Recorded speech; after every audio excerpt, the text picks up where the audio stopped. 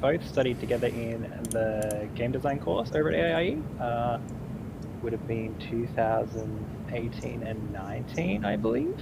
So did the the Advanced Diploma of Professional Game Development in Design over there. And we learned a lot. I was mostly in Unity. Saxon touched Unity for a little bit, but he did a few projects in Unreal as well. And we then came over to the Graduate Diploma of Management Learning in 2020, which was a year of chaos. We basically studied over in Game Plus. We had an area put aside for graduates interested in the Graduate Diploma of Management Learning. And we learned through the Adelaide campus remotely, and basically learned how the business side of games works, budgets, and getting a prototype up and running, and like how to sell games and stuff like that, which helped us get the AIE Incubator grant the following year, which was basically a little bit of money and some sort of in-kind sort of stuff, some computers and desks over in Game Plus to help us start off, which was successful because we then went on to get a grant from Screen Australia for MoonCorp Tower Defense. Yeah, awesome. Wicked. I guess this is a good time to bring up, the MoonCorp trailer as we keep talking about it.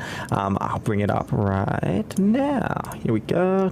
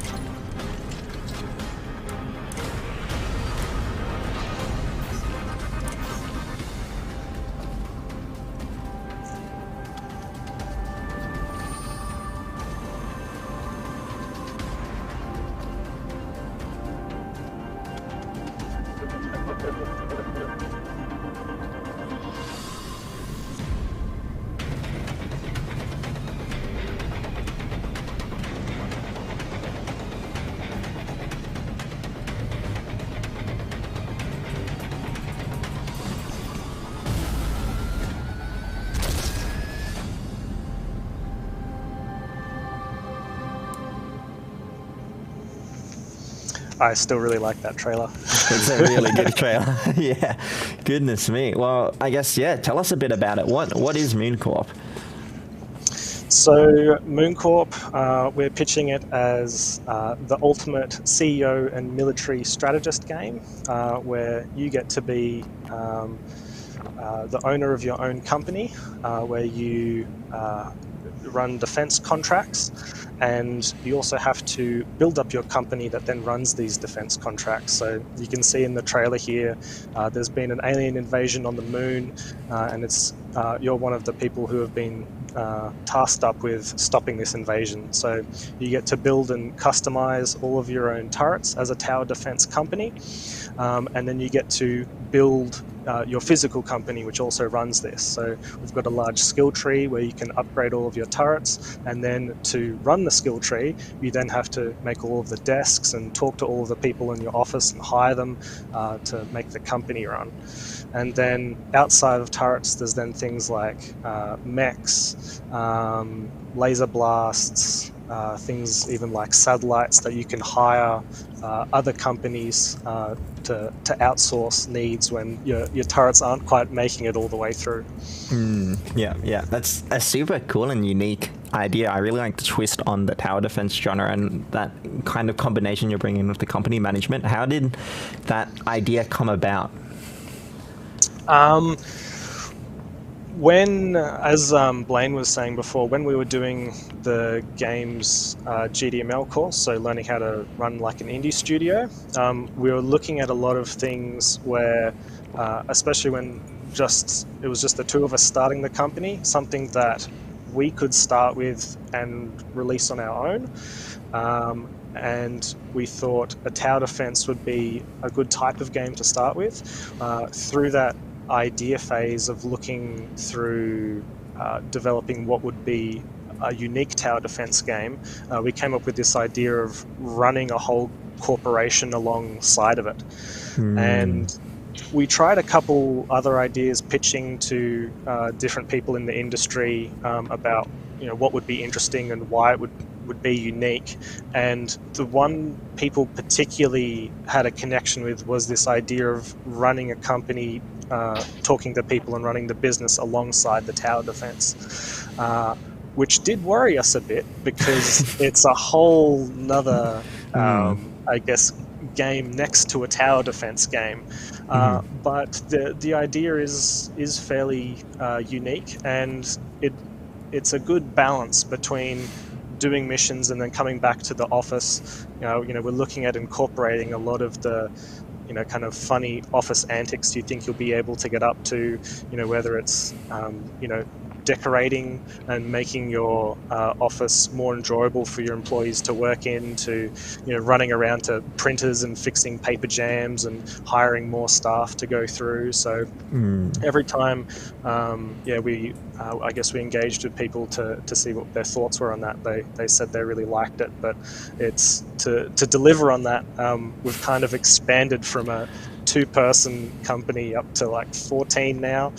And a tower defense game, we could do that in a year or two, which is the original plan, but one that also has all the business management and everything built into that as well. It's been 3 years now, and we're hoping to release this year. Oh, yeah, awesome. Oh, that's great. And you mentioned kind of the growth of, your actual company, of being 2 developers now to, I think you said 14 it was. That's quite a lot of growth. That's definitely a lot of growth. How was that journey, and what was kind of that timeline throughout the 3 years of development?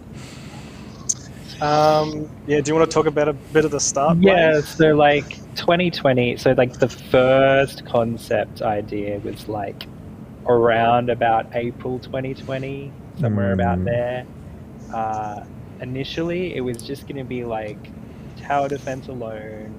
It's going to be like sort of like an endless wave sort of side-scrolly thing. And it was just made using asset packs that Saxon and I bought off the shop. We're like, yep, we'll just make it like this. This will be good. And then we got our friend Rob, who went through AIE with us as well. He was like interested in it, and he's like, I can do some things for you. And like, oh really? We're like, cool. And we grabbed one of the assets from the asset pack, and we're like, maybe this could be the monster. It was just like in the asset pack, like literally a meat product, like a thing that hung down in the market to be sold. Like, it looks sort of monstery. We could, and so Rob ended up rigging it, so it was just like a static mesh. So he made all the bone structure and everything for it, made all the animations, and we're like, oh, that's pretty cool. So that's our green aliens. And then we're like, can you make us some more? Yeah, I gave him some I photoshopped together some I just cut up the little they were called Zubs. That's what the asset people called them originally. We changed their name to Zelfa, but the Zub, I just grabbed it in Photoshop and then was like, but I want one that stands up, and was like, and then cut it up and then this bit better. And then he hacked together the big slasher you see, and then pretty much did the similar thing for the flyers. And I pasted on wings. I was like that, and he's like, I gotcha. So that was 20. That was sort of I think Rob must have been close to the end of the year when he came on board. We got those aliens figured for us, and then I think it was just us 3 for a good long while. Must have been 2021 somewhere. A few others sort of slowly trickled on. Anna came on board, did a whole bunch of UI for us, and was it Anna or Meg? Anna or Meg made the cat. I don't remember who. I think Meg made the cat, and then I think it got also finished off by someone else. So yeah, we've got an office cat that you can also kind of ship up from Earth and have in your office, and will go around and sleep on all the desks and things. Awesome. What were they called? Cat points or something? Pet points? I don't remember. Oh, yep. So we've got this little system where we have the cat, and then we put these pet points on, desks, on top of boxes, chairs, anywhere the cat would sit. So then every time you come back into the office, the cat has moved around. That's awesome. That's really, really cool. It's little touches like that like indie games will typically traditionally have quite a lot of them that like really make them special, I think. It's great to see. Sweet. And so Anna came on board, helped us basically overhaul the UI, which was just like Saxon and I flinging together derpy game designing UI, basically like default UI. She made it way prettier. I think she was using something, I think Adobe Publish, or is it whatever the publisher thing is. Yeah, some actual graphic design software instead of us in Paint drawing pretty pictures like this. I used Microsoft PowerPoint for one of the first ones because it's got the easiest like shape manipulation. So yeah, we spent a lot of time, I guess, putting together a lot of designer and programmer art. So it's great to have that art pass come over, and definitely having the company grow a bit to help support this different end product with all the business stuff integrated.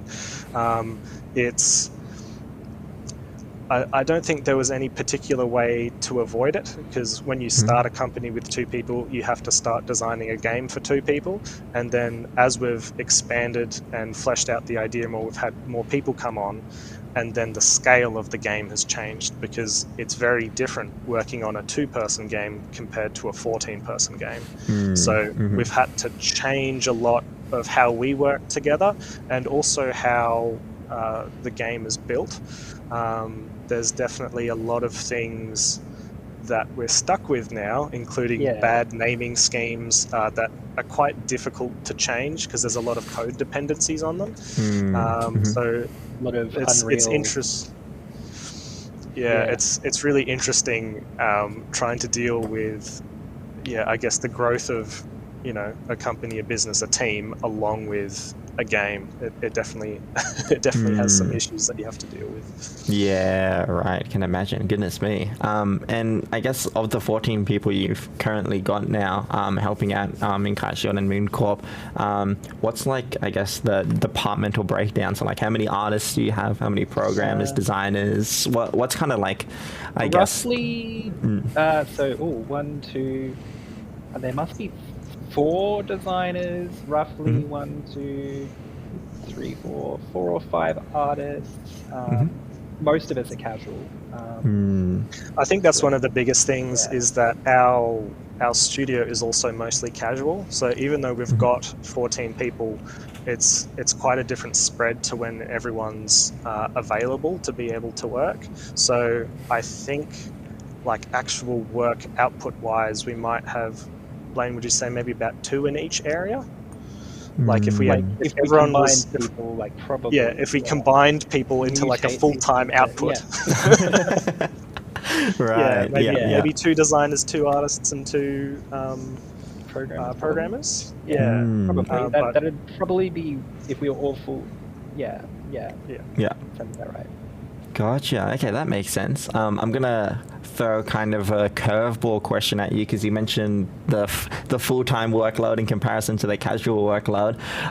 You guys recently got a grant for Legion Fall, and that kind of allowed you guys to do full-time work hours for quite a bit. Do you want to talk a little bit about that and what Legion Fall even is? So Legion Fall was the student game that maybe Saxon should talk about Legion Fall. Actually, if you want to talk about the start of the project, so I pitched Legion Fall back in 2019 as a student project. There was a lot of at the time, I think Zelda Breath of the Wild had just come out. It was also, a whole lot of fans of people who enjoyed playing Skyrim, and I kind of pitched to the teachers, hey, what if we made the student version of Skyrim? And they're like, Saxon, that's a terrible idea, it's impossible, don't do it.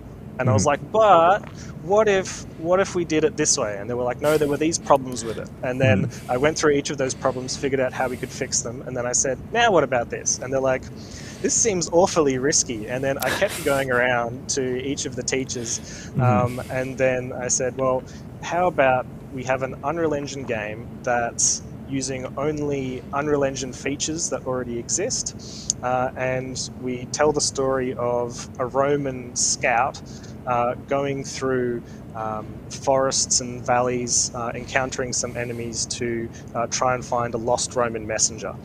And I pitched it to a lot of the teachers, and then finally as a final project, and they ended up accepting it. So we had kind of a linear RPG story to tell, and we built it in 3 months, and it had like 5 levels, a good 15 to 30 minutes of gameplay, unique enemies, combat. So it was really meant to push, I guess, what people were expecting in terms of, if you were to do like not an open world, but close to open world, an open-looking world of an RPG. Could you actually do that as a student game? So that's what we tried to produce with that. Yeah, right. No, it's super cool. And that grant, So you guys... Oh, sorry, you go. The grant was basically covered about 8 days of full-time work for, I think there were 6 of us who put our names forward for that originally.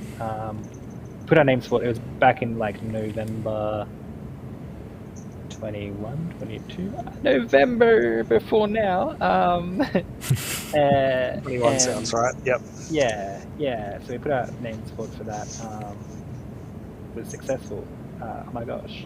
And it was for making a rough prototype that would be like the prototype for a commercial version of Legion 4. Because the Legion 4 that was made was a student game, there's different licensing and stuff applies. So it's like you can't take a student game and turn it into a commercial game. You have to like make it from scratch again. All the programs used had student licenses. A lot of the art and things like that, then need commercial licenses. Right. Before the application, we got basically a bunch of paperwork to grab the rights from AIE. Because student games are basically AIE gets those rights until some of the students agree to give them to someone else. That way, no random one person from the team just takes all of it and cashes in. Yeah. So we grabbed Legion 4 and basically built a prototype over 8 days. Last November, yeah. So we applied in November 2021. Heard about it about February, March, April. I don't know. It was sometime in 2022. Around April, I think. We actually did it in November 2022.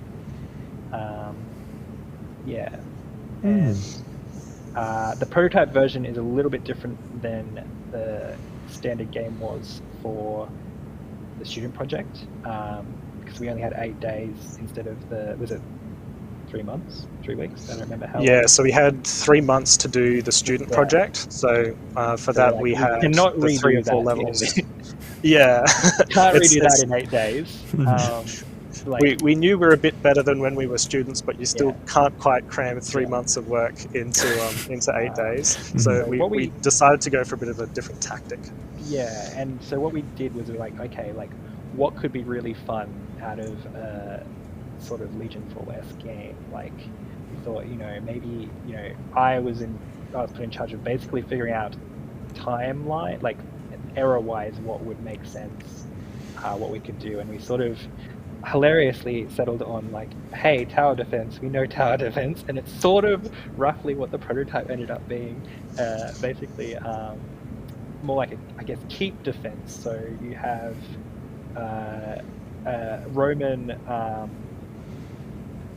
there's another word for it other than keep, but we'll call it a keep for now. Roman keep and barbarians coming across to get rid of you. And basically you got to defend the keep from the barbarians. You've got a bunch of palisades and things that are built around, and they can break through it, so you've got to go repair the palisades. And then we've got Meg and Kat together made a cool little altar, and we made like a sort of like a power-up system, would you power-up call it? system? Yeah, it was power-up. So you'd go to the altar and you'd like choose a god to give you a power for the next wave of enemies that would come towards you. And there's like I think Mercury with the super speed, and Apollo. I forget what Apollo did. I think one was like a health boost, and then another one was I think an attack boost as well. So depending on the god, you could get faster speed, I think it was Apollo attack. and maybe Yeah. or would it be Mars? It would have been Mars. Yeah, because Roman Mars. Yeah. Awesome. So it went pretty well, the 8 days. It was really good to see as a studio as well, like some of those problems I've been talking about that we've been facing with MoonCorp, to then have a large group of the team then start on a brand new project, not having those legacy code issues. So much smoother. So much smoother. So I think it's given the whole company like a big boost of confidence to show like what we can deliver and make in a really short time. So especially now we're getting closer to the end of MoonCorp development. I think people are really excited for starting on the next project as well. Next thing is, we're like, ooh, if we're all here at the beginning and we can design around how many of us there are and go great. Yeah. The goal. That's awesome. I guess we've been zigzagging a little to get to where we are with MoonCorp. Yeah, Yes. Gotcha. Gotcha. No, that makes sense. Do you, I guess, future looking, do you have any indication of what kind of game you would potentially like to make next? Some ideas. Some of them are classified. Quite a few of them we have under NDA. We haven't decided on anything yet. We've got some ideas that some particular team members really like. We've got some that fit our company quite well. There's others that I guess fit also along the themes of the tower defense or similar games to Legionfall. So we're definitely looking at what we're good at as a studio.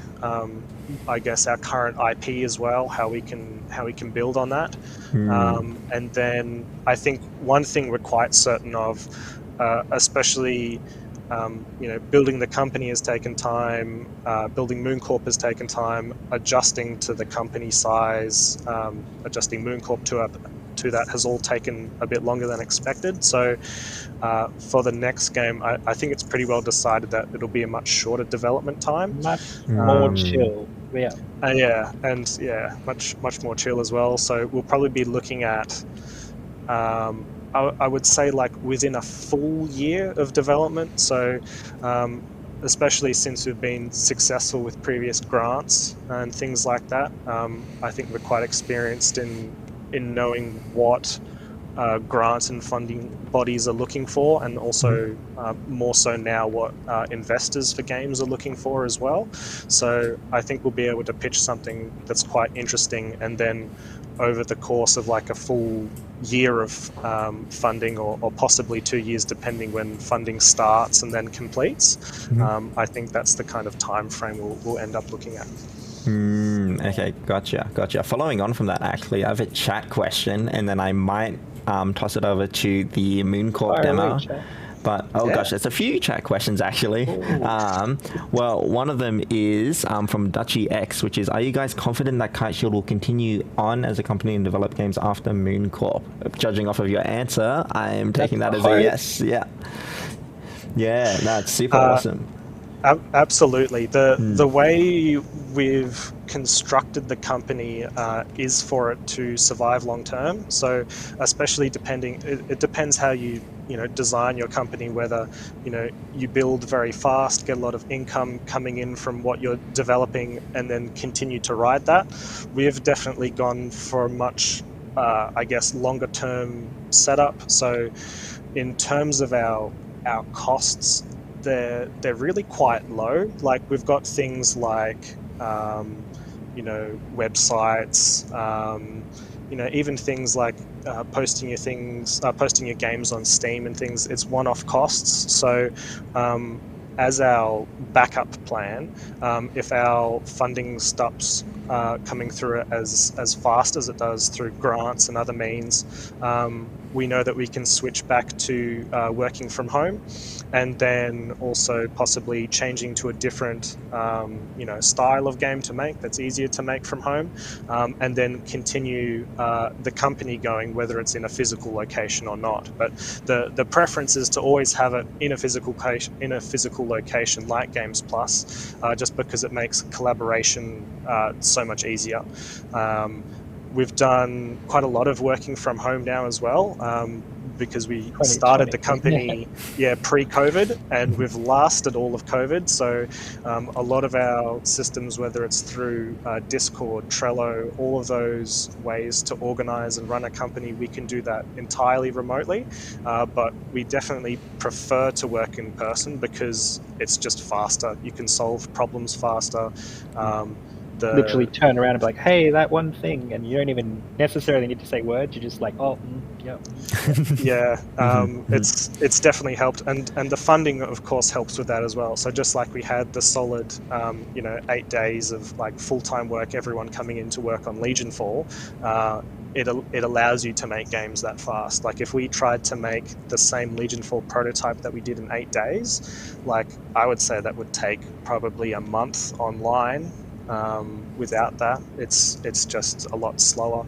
But yeah, Kite Shield will definitely be around for at least, definitely for the length of Mooncorp, and looking at how everything's going, definitely another game. So that's at least another 2 years, and we're planning more games and things after that as well.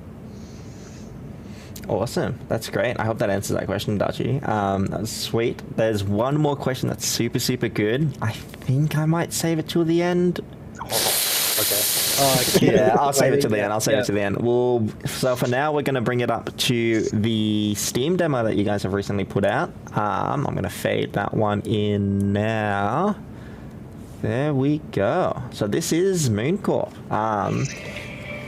Yeah, sweet. So Blaine will be playing it, and Saxon will be providing dev commentary as we kind of go through it, and I'll also be asking questions from chat. So if anyone has any questions that come up during the gameplay of this, feel free to put them in chat. The 2 questions currently sitting in chat I might save towards the end of the stream, kind of as a little wrap up, because it would be a nice little bow in the end. Cool. I will fire away. If you're asking a question and I don't hear, throw something at me. Will do. Cool. Yeah, so this is our current demo for Mooncorp. We've got a demo live on Steam at the moment, which has recently gone up for Base Builder Fest. This is our internal editor demo. So this has all of our new updates, features, everything we've fixed from that, because we'll be also showing this at GDC this coming week. And yeah, it should have a few fixes, but it may also have more bugs, but it'll allow us to also pause the game and pull out of the editor and see what's happening. Yeah, I know that the some of the pod stuff in the office may be broken. Here we go. Cool, so this is our demo intro cinematic. The game is set about 100 years in the future, and in this universe, companies have now set up businesses on the moon. So there's lots of e-commerce and just infrastructure now set up on the moon, and they're detecting something a bit strange coming in on all of their satellites. Is it a bird? Is it a plane? It's an alien. clearly the defense weapons were not successful there. Good. This is one of the problems of also running the game in editor. Things load a bit more slowly, but we've got a news broadcast here of this invasion of the moon happening through aliens. And as a new arrivee on the moon, still in your spacesuit, you think it sounds like a pretty good idea to now maybe set up a defense company, because defense spending has now gone through the roof. So this is Company Creation Inc., where you can set up your own company pretty quickly. This has a lot of I guess things that Blaine and I learned about setting up a company when we were setting up Kite Shield. So through that whole process, everything that we learned, we gamified the whole system. So you can type in your name and then see what the name of your company comes up straight away. So Blaine's going to name it Moon Corp, but you can name it anything that you want to.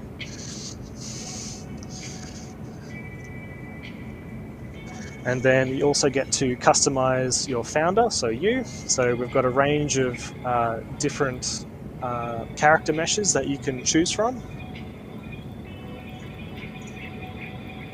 Which one's Blaine going to choose? Is he looking for a favorite? Yeah, no, it's just my default. Oh, you like the default guy? Okay. Yeah, I like the default guy. And then you get to choose sponsorship as well. So, looking to a company to sponsor you, so that gives you your starting technology and weapon, the kind of money and funding that you get to start with.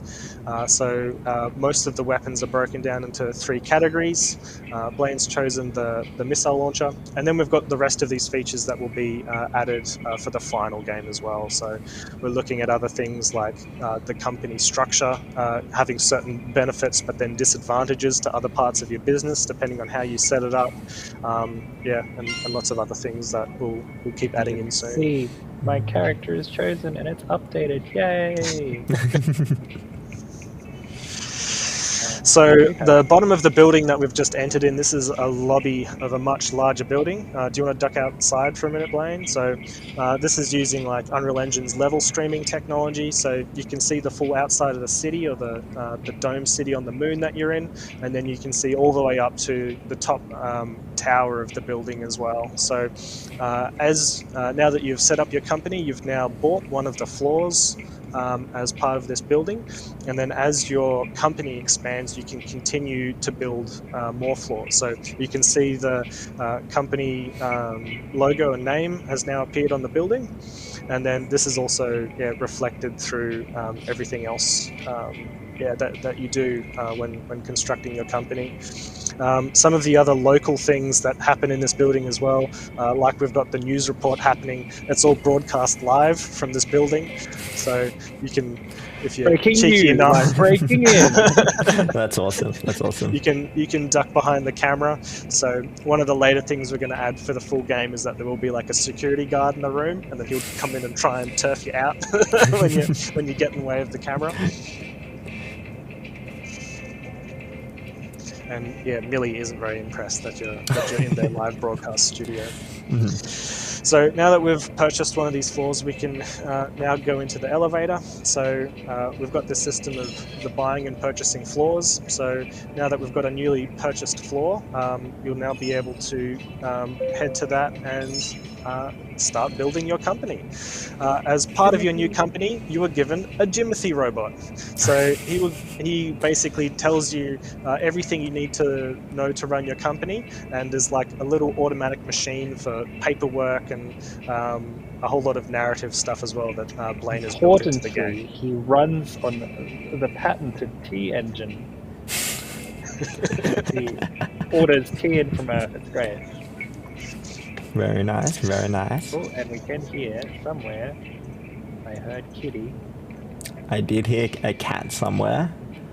Don't know where he is. This is the problem with the pet system that I was talking about. So there's these nodes are everywhere. So even though the office is a bit empty at the moment, the cat should be around somewhere. So these are the starting desks. So here we can see some of our available contracts that are available to defense agencies. I heard the cat again. Blaine, what do you want to do? Do you want to start a contract, or do we want to hire some people? I mean, we could hire some people if you want. So with I want to find the Jimothy, kitty really bad. It's fine. with Jimothy, he can run a lot of your business things, but to do upgrades and run your business faster, we can start hiring some people into the office. Oh, I'm out of money. It's fine. So with the starting budget, we can just afford one new starter. Oh no, two. Did you get two? I got two. Yep. And then And we we've might got even be able to Catherine. start So Catherine with a Q. Catherine with a Q, and then we can start building in some of these desk pods. So we're overhauling the system currently. This is So broken, at the yeah. moment, these are all static pods that you can then customize with new desks. Again, we're running this live in editor. It looks like our pod customization it's- system isn't turning on. Currently, work in progress. If anyone watching who wants to play with the version we have working, there is a version on Steam where you can actually play with the pod system in a working state. Awesome. I have seen it, and it's really, really cool. So yeah, please give that a go on Steam if you're interested. But yeah, for the moment, let's load into a tower defense mission. So here's one of the first ones to defend the city from an incoming alien attack.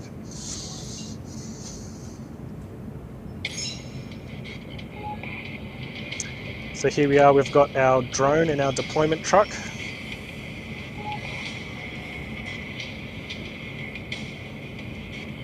We've got aliens crashing through the laser dome. Oh, and they're already causing a bit of havoc. Yeah, the defense minister has now cleared us to start placing our turrets. So now from our drone camera, we can now start dropping a few turrets. So this is our customization system. We've got 3 weapon nodes per turret, and our starting weapon is the rocket launcher. So here Blaine's chucked on 3 of the rockets onto the turret.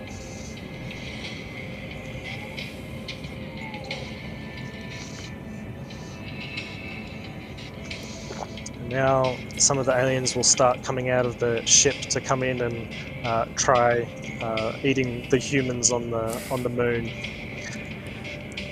So we've got incoming Zelfa on the right there.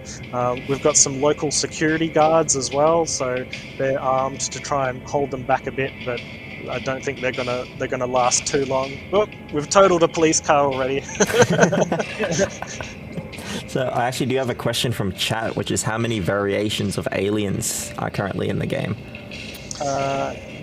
At least 3 variations in the game, but we have, I think, another 3 that haven't made it in yet, that we've got models for. We just need to like fuck them in. Or maybe 4 actually. There's quite a few, I think, yeah. So we've got at least 3 that we're using regularly. So this is the ground crawling type. The different type. Oh god, there goes another security guard. So these type of aliens are kind of like the most basic. They kind of move forward in a straight line. We've then also got like a flying alien type, so they'll be able to move across terrain and over objects. Flasher boy. And here's our boss alien, which has got much more health. And then through each of the missions as well, their health and speed increase as they evolve to combat the resistance that you're putting up against them. So even as you go through, you can see their level and health above them, so that will increase. And then this is the starting mission, and as the aliens go through and evolve, they'll then also become resistant to the type of turret weapons that you use. But yeah, That's Blaine's super awesome. completed this one. Victory. We've got several Good different shame. winning conditions and different types of... Here's the yeah. kitty. Yay! Hey. So from that, we've earned a bit more money as well that we'll be able to invest back into the business. So with this amount of people, we should be able to now go into the skill tree. So My work will see. Oh yeah, no, you seem okay. We're okay. Awesome. So this is our skill tree. It's divided up into the different weapon types that you can choose and go through. So on the left here, you can see our 3 weapon types. So we've got kinetic weapons, or weapons that usually use bullets or projectiles. We've then got the energy weapons, so things like lasers, electricity, and then we've also got the explosive type weapons, so things like missiles, grenade launchers. And through each of these trees, you'll be able to expand, researching with different companies and with your own personnel to get new types of weapons. We've started with the rocket launcher, so we should be able to go across to looks like the laser weapon or increase the damage of our missile weapons. And then as you build up these types of weapons, the aliens will start to become resistant to them, so then you'll have to switch. So going through having missile resistant aliens, you then might need to switch over to laser type weapons, and then vice versa as they try to change up to evolve against what you're throwing at them. On this tree as well, we've also got some of the combined type weapons, so things like flamers and rail guns and other types of interesting weapons to choose from later on. Gotcha. I've got another question from chat, and it's a bit more open-ended. So I know you guys are developing currently in UE4, and this chat is asking if you guys are planning on using UE5 for your next future project, and if so, how is UE5, has it changed the approach to development at all as well? Unreal Engine 5 is definitely different. Yeah, we're still using Unreal 4 for MoonCorp. We're not sure if it will release in 4 or 5. You could definitely upgrade Unreal Engine 4 projects into Unreal Engine 5. I'm just not sure if they'll break. Yes. I guess the biggest advantage in Unreal Engine 5 is definitely how the new systems work. So especially for high-end systems, the things you can do for lighting and geometry are just absolutely amazing. Particularly for us, we've got a low poly game with MoonCorp, so there's, on the geometry side, it's not too much of an advantage for us to move to Unreal Engine 5, but for things like lighting and reflections, it could end up looking really quite good. I'm pretty sure I also know the bug that Blaine has just encountered, and it's that you can't exit from this menu. How do I load Office again? I don't remember. There's a cheat code where I can load the Office, but I don't remember what it was. He may have to restart it, but I'll keep talking about Unreal Engine until then. So we're definitely looking at moving MoonCorp to Unreal Engine 5 for some of those benefits, but to run some of those lighting systems, the nanite geometry system and things like that, you definitely get a bit of a performance hit with it. So you can turn a lot of those systems off in Unreal Engine 5 to go back to the old rendering system, but that's pretty similar to what we're already using, and we may still get a performance hit on it. So it's one of those things that we're quite interested to look into to see if it's worthwhile for us to move to Unreal Engine 5. It is much easier to start a new project with Unreal Engine 5 than moving an existing one to it. So for the next game that we make, we'll really consider Unreal Engine 5, especially as Unreal Engine 4 becomes more unsupported. I guess the other types of considerations we have is that Unreal Engine 4 is already starting to not be supported. Even things like for virtual reality, that's moving so quickly, it's now looking like Unreal Engine 5 will be the preferred Unreal Engine to use for virtual reality. So we'll definitely look at moving to Unreal 5. It's inevitable in the long run, but for the moment it definitely has some interesting pluses and minuses that we have to consider if we move to it or not. From a budget perspective, we'd need to buy new hardware if we wanted to reach Unreal Engine 5. That is probably our biggest problem. Yeah. So we're still developing on, I think, like Core i7 3000 series and like 660 Ti's and 960s. So that's the bulk of our development hardware. It does mean that because our specs are so low, that the game will run really nicely on everything, because we make sure it runs for the computers that we have. And yeah, we think we might be able to make Unreal Engine 5 work, but it's definitely on the edge of whether it's possible or not. Gotcha. Yep. Sweet. Awesome. I'm getting even more questions. This one's again from Dutchy. This one's about, I guess, your future expansion size. Do you have, like, I guess, a preferred team size for how many members you would like, or is kind of the sky the limit as long as you've got the growth to support you in the infrastructure? Oh, I wish. That's a very good question. It's difficult. So, Yeah. I was going to say, I feel like if we expand beyond what we are, we'll need more people put in management positions to manage people.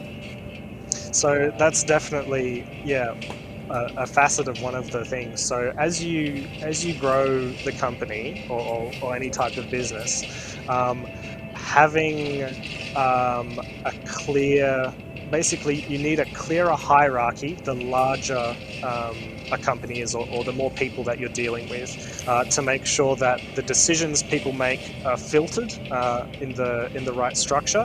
So when Blaine and I started with 2 people, you basically need no structure. All you need to do is talk to one person, and as long as you keep talking to them often enough, your game will turn out pretty much exactly how you expect it to. It's about the same for that with each of the areas. So you can pretty much get away with no structure at all with, one designer, one programmer, one artist, programmer, designer. You can even add on audio as well. And as long as you've got one clear goal for the game, each person can interpret that and go through and make whatever they think is a really good game to fit with the other people.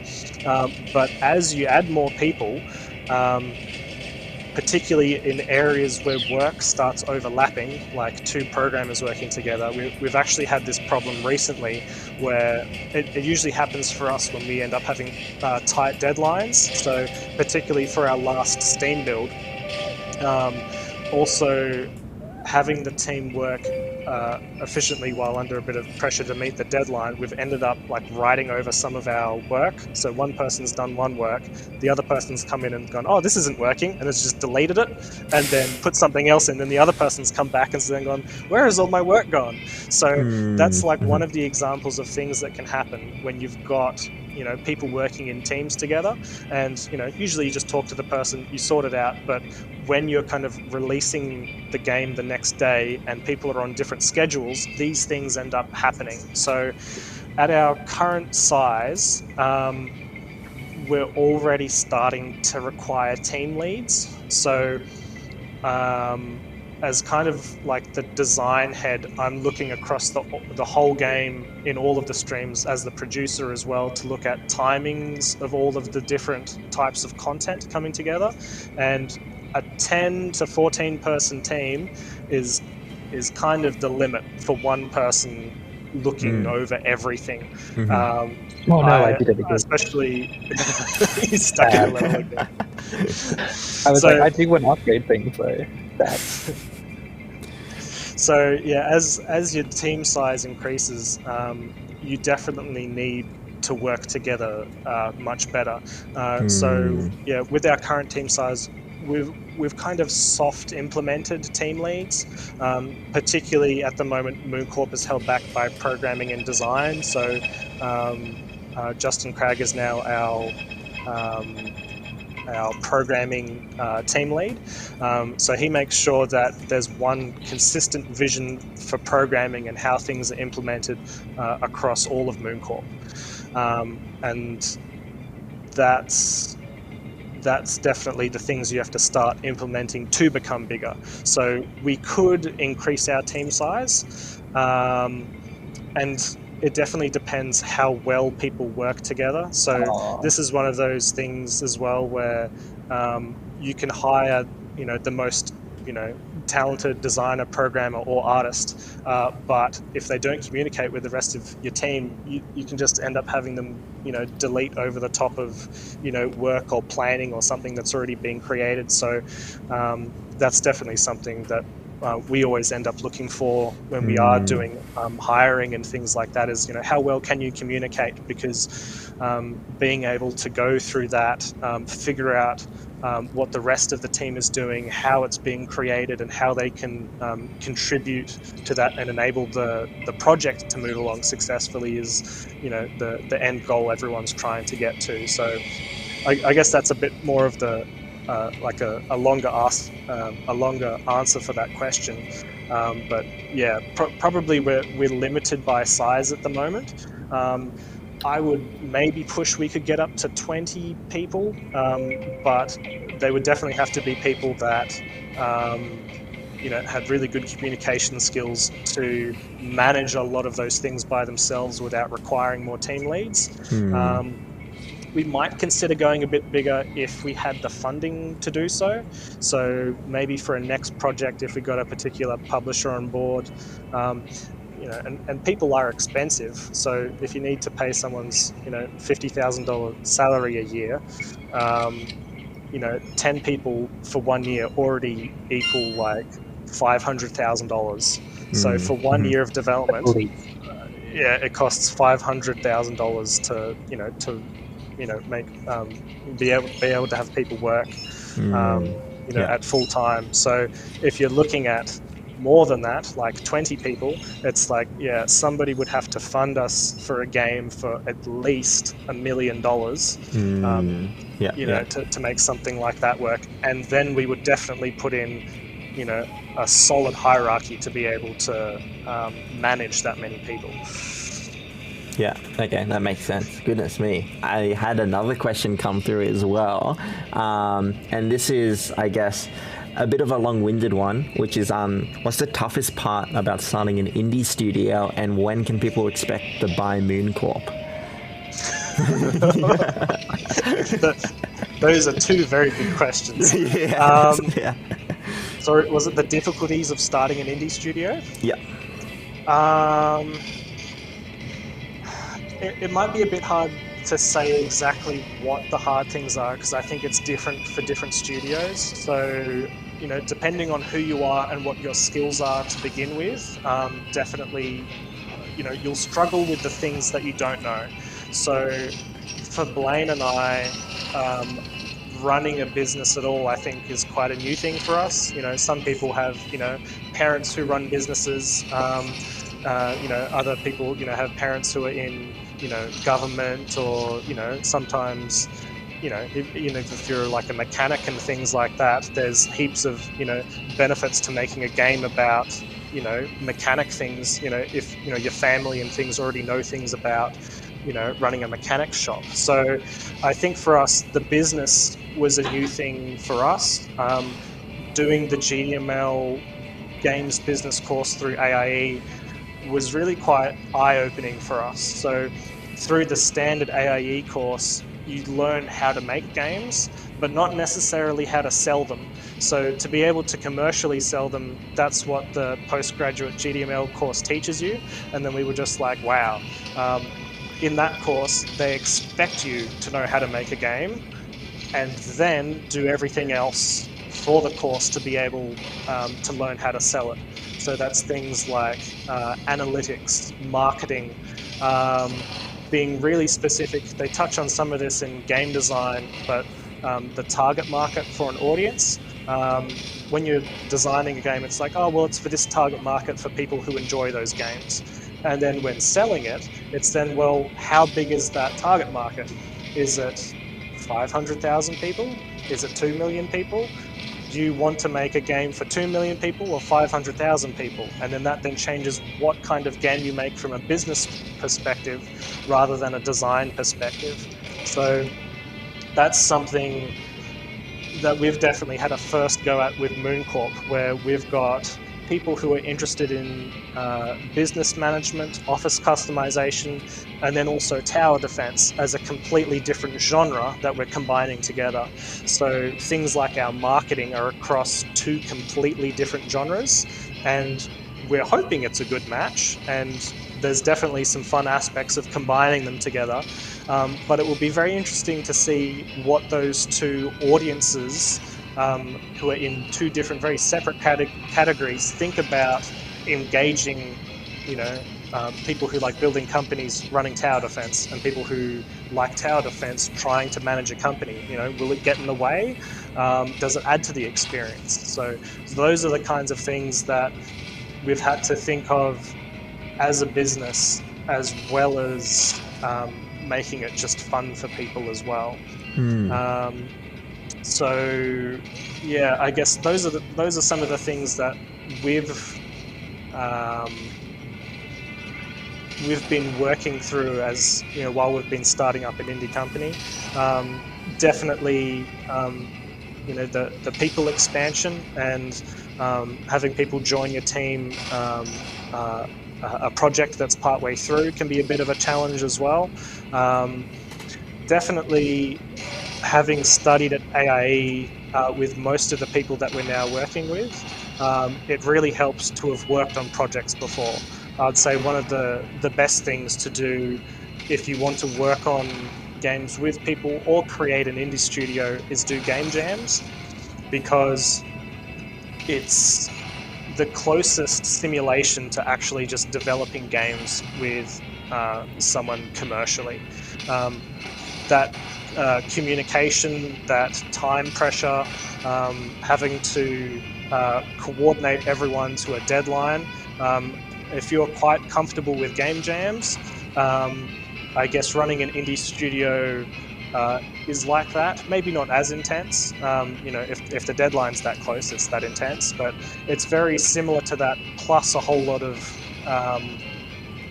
actual business management as well. So making sure that your team and everyone is happy with like what the money and funding arrangements are. So for us, we've always tried tracking everyone's hours and contribution as they've gone through development, especially to start with.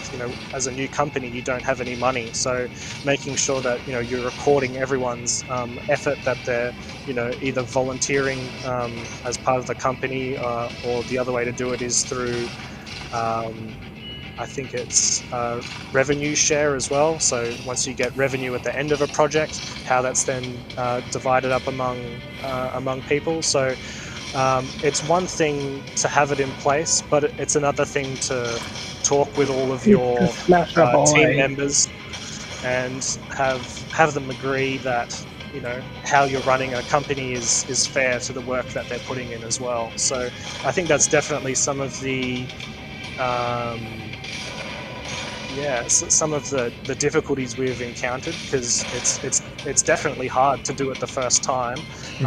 And I think we're over that period now where we've set up MoonCorp like it's a game you can see and play. It's on Steam. To complete MoonCorp, it's fairly straightforward. We just look through, what features that we're missing or problems that are with it and finish it. And then I think, having the team confident in being able to produce games and products like this will be just a huge boost going into the next one from scratch. And I guess with that, when can we expect MoonCorp release? Hopefully this year.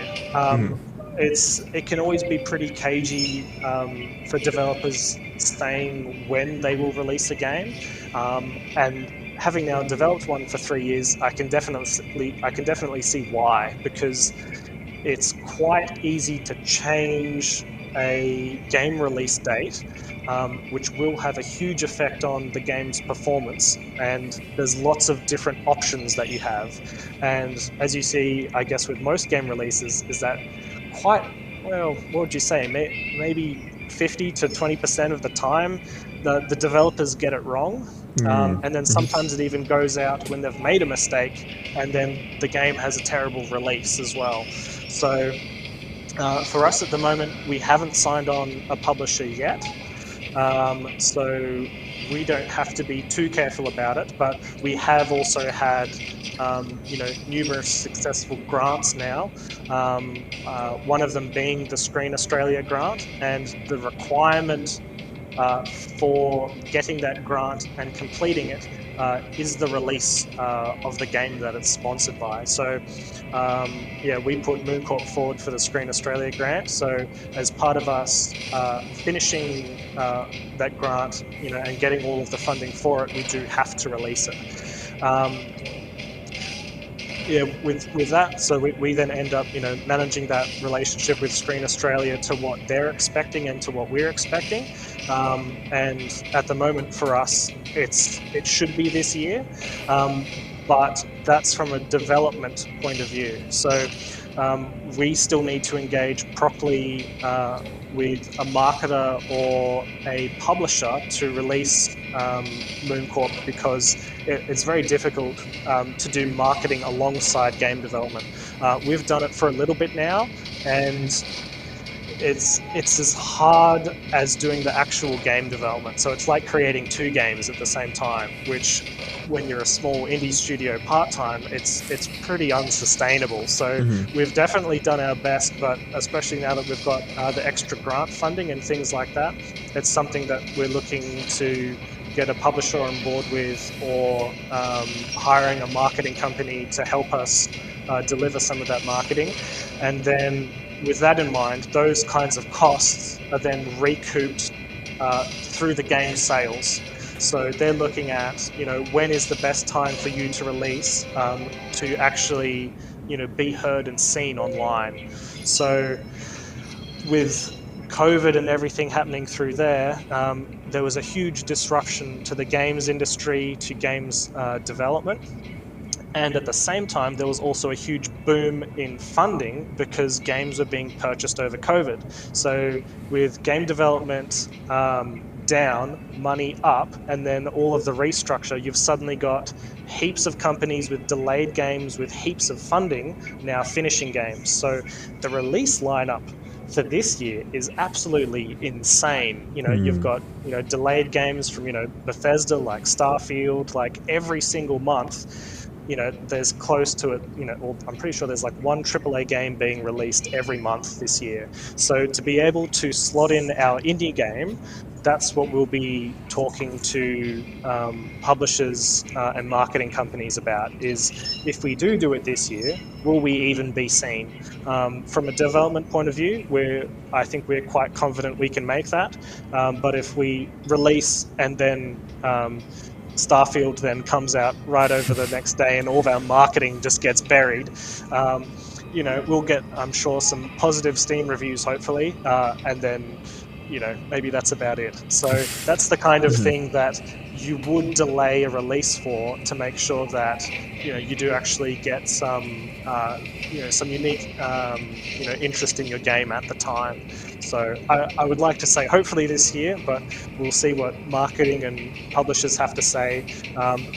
At the same time, though, when a game is ready, it's pretty ready. So I can only see it being different by a couple of months. It may go into early next year, but hopefully by late this year, MoonCorp will be released. Gotcha. Awesome. As you were talking and answering that question, there was another one that came through. And this one is, did you mention being at GDC? Oh, and they just said another one. Also, do you plan on post-launch content, and how would you do that or go about doing that?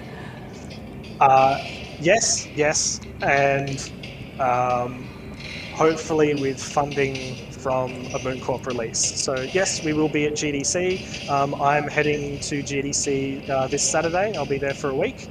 So yeah, if anyone wants to come talk to us at GDC, please come say hi. That's where I'll be looking to talk to all the publishers and marketing companies, but also anything else to do with MoonCorp. Like, one of the other things we're looking at is localization. So I'm definitely interested to. I've had some people contact me about that as well. So yep, we'll be at GDC, and then for things like post-release content for MoonCorp, Definitely looking at how the gaming community reacts to the MoonCorp release as well. So to start with, definitely an update. People play it a certain way as developers. We try and test MoonCorp once a month at the local Pizza and Pixels here in Canberra, and people play it differently there. And then we structure the game to see how they enjoy it.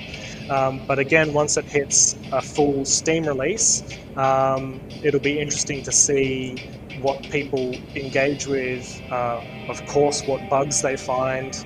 We're always trying to, fix as many as possible, but I'm sure they'll find some that we haven't found, and react to that. And then for more of that post-launch content,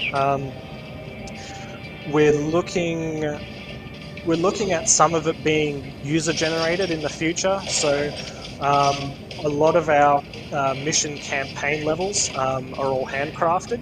We've also got some research and development into a tile-based system, so randomly generated levels.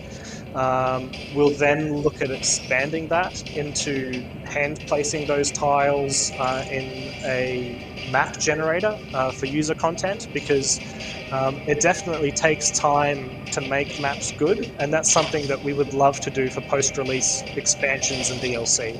So being able to change the game, in a meaningful way for a DLC is something that it's worthwhile for us to do as developers, but especially for players who want more maps, that's also something that the games community can do if we give them the tools. Gotcha, 100%. On a second note, we've actually been live for about 70 minutes now. Time has flown by. Goodness me. Perhaps we'll start wrapping things up. So I might bring us back to our normal 3-person panel here, which is coming up now.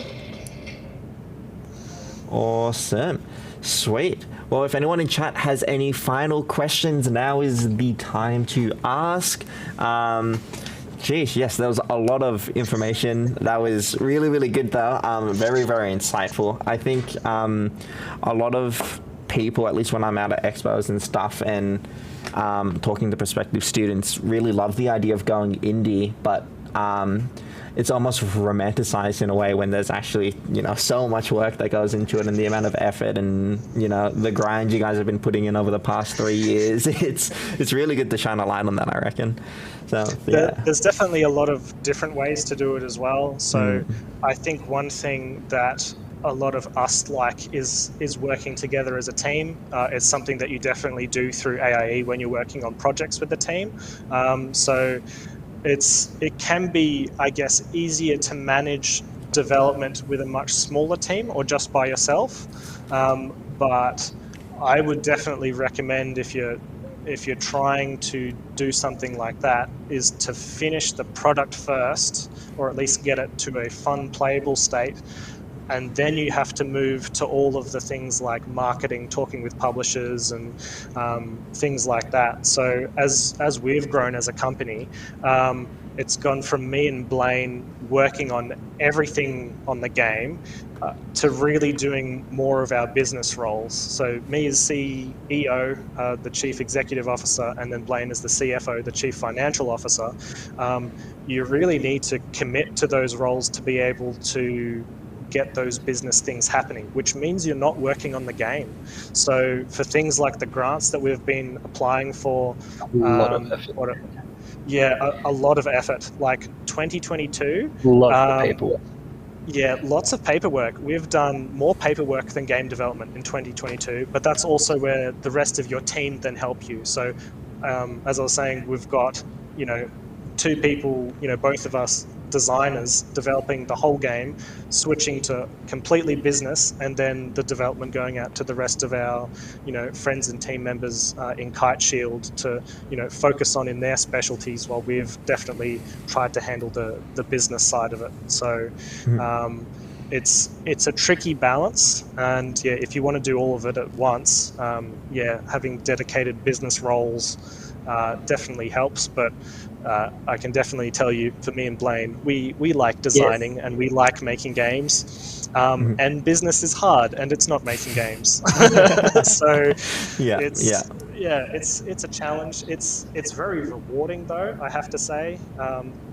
And I think you can see other people, I've seen other CEO talks say it as well, where the highs are high and the lows are lows. And there's definitely a lot of kind of just effort, continuous effort going into paperwork with, no real opportunity for creativity, but then being able to see it pay off, being able to show, Screen Australia, Screen Canberra, even the AIE with their incubator funding, being able to show them with things like our trailer, even streams like this, show people what we're working on, and then be successful with grants, and then being able to pay the people within our team to keep working on it, to get it to release is just awesome. But it's not fun making games all the time. There's a lot of, I guess, hard paperwork that goes with it as well. Sweet. Yeah, that definitely sounds about right. I think we've had a question come through, so this might be the very last question before we wrap things up, which is, how much of an element of luck do you think there is to being a successful indie studio? A fair amount. I guess it comes in a whole lot of different ways. Yeah? Do you have anything, Wayne? It's sort of like the connections you make sort of determines your luck, I feel like. Like, luck's sort of tied up with who you know and stuff like that. Luck definitely plays into all the things that just go right. And then you have to work with all the things that you're not lucky with, I would say. So, even both of us being, designers, and then how we structure the game and the business stuff around that, I would say maybe we have less of an issue because we're both designers. So planning is part of that. Like, if you're an artist and you're a CEO, you may approach things quite differently to us. Also, just like how the landscape has changed in the games industry. Blaine and I started Kite Shield because when we graduated in 2019, there were almost no job opportunities in Canberra. I would say there were some, but they were extremely specific.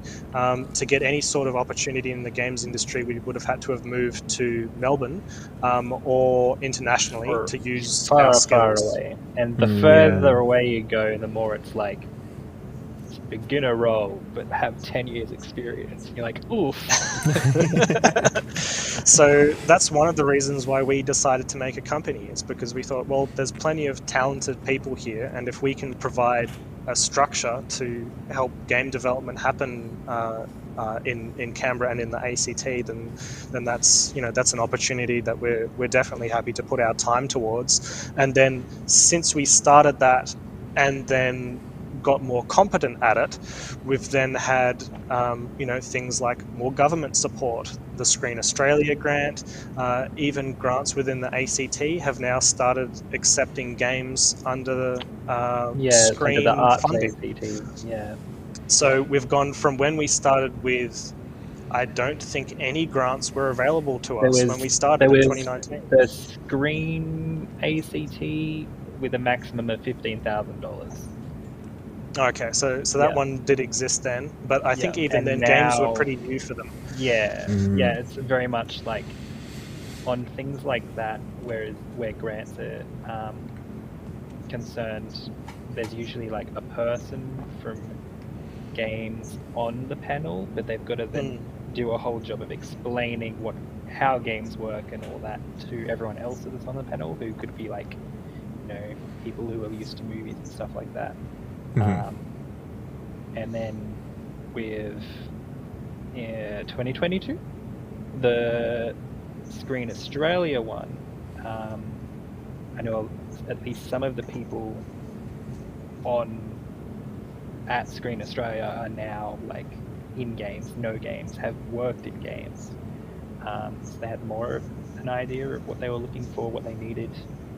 and instead of a maximum of 15,000, it was like a maximum of 150,000, which is significantly better for Yeah. us. Yeah. And then we were hugely lucky to then be in the right position for that. So because when the Screen Australia grant opened up, we had released our Steam demo at that point. So we'd already done the demo, and I think the time we had to deliver was it 2 months, Blaine, from its announcement to its first closing date? Something like that, yeah. I think we had about 2 or 3 months from when it was announced to the submissions going in, and the requirements for the grant were quite involved. So you had to be a company, you needed to show them a game, you needed to show them a trailer, all of those sorts of things. And luckily, we were at that point. We had finished our trailer, we had finished our game demo. So I spent 3 months working on a pitch video just to Screen Australia, and Blaine spent 3 months just figuring out all of our financial things for them to all make sense. So we had a whole lot of work pre-done that we were very lucky with the timing, and then we put in the extra work again that we were unlucky with to meet what that requirement was. Yeah. So yes, it definitely involves luck, but yeah, lucky things go well, and then where you don't, just keep working, and you'll get there. It's worked for us. Yeah, awesome, sweet, fantastic. Thank you so much for that, guys. I might quickly take everyone in chat through our AIE website real quick. So I'm going to bring that up. Just a moment. Here it is. Cool. So this here is our AIE website.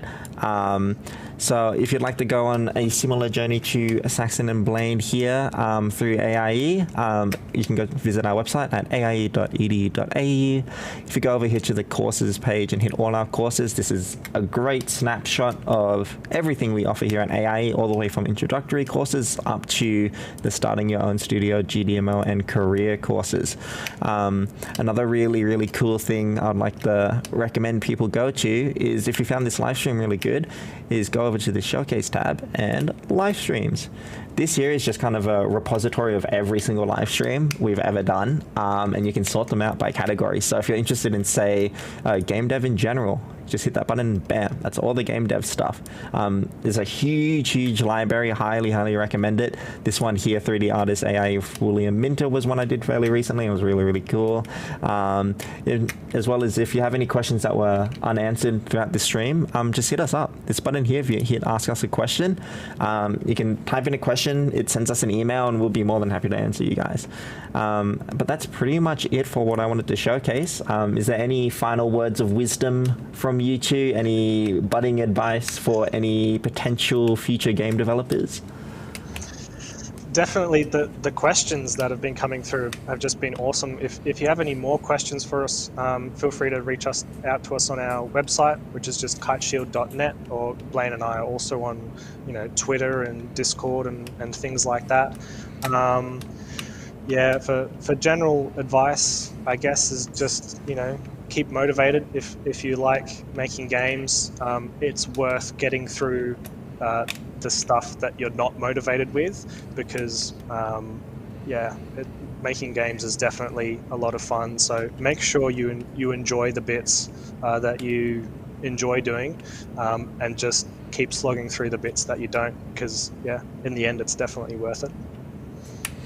Awesome, fantastic, sweet. Well, thank you so much, everyone in chat. We're going to wrap it up now, but thanks again. Thanks for all the questions, and we'll hopefully see you guys again in the future. So, see y'all. Awesome. Thanks very much. Thanks. Catch.